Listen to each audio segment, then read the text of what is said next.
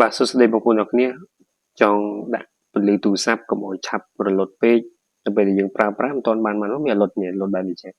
អញ្ចឹងតោះទៅចូលធ្វើជាមួយនឹងខ្ញុំបាទទាំងអស់គ្នាជាដំបូងអ្នកគ្នាចូលនៅក្នុងកម្មវិធី setting រូបកងខ្យល់នេះមិនថាទូរស័ព្ទដៃប្រភេទជា Vivo ឬក៏ Apple ឬក៏ iPhone នេះយើងចូលទៅកំណត់ចឹងនៅពេលដែលយើងចូលទៅ setting ហ្នឹងហើយយើងអូសមកនឹងឃើញពាក្យថា display and brightness ដែលមានរូបសញ្ញាដូចជាភ្លើងនេះ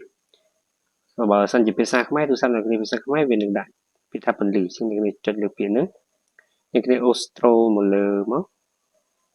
អ្នកគ្នានឹងឃើញពាក្យថា auto screen off ហើយកន្លែងនេះគេដាក់15 second មានន័យថា15វិនាទីជាងគ្នាចូលទៅកំណត់វាដាក់វាចង់ដាក់ប្រហែលនាទីបាទវាអាចធំបំផុតគឺដល់30នាទីអញ្ចឹងខ្ញុំដាក់1នាទីទៅកុំឲ្យវាឆាប់រលត់ពេកអញ្ចឹងសម្រាប់ទូរស័ព្ទដៃដូចជា Vivo នេះគឺយើងកំណត់ដោយសារតែមានការ scan កាយ៉ៅដៃនេះអញ្ចឹងយើងចុចទៅ scan វាតែម្ដងអូខេនេះគឺវាបានកំណត់1នាទីហើយមុននឹងគឺវាឆាប់រលត់តែឥឡូវគឺវាតគ្រប់នាទីវារលត់ភ្លើងអេក្រង់តែម្ដង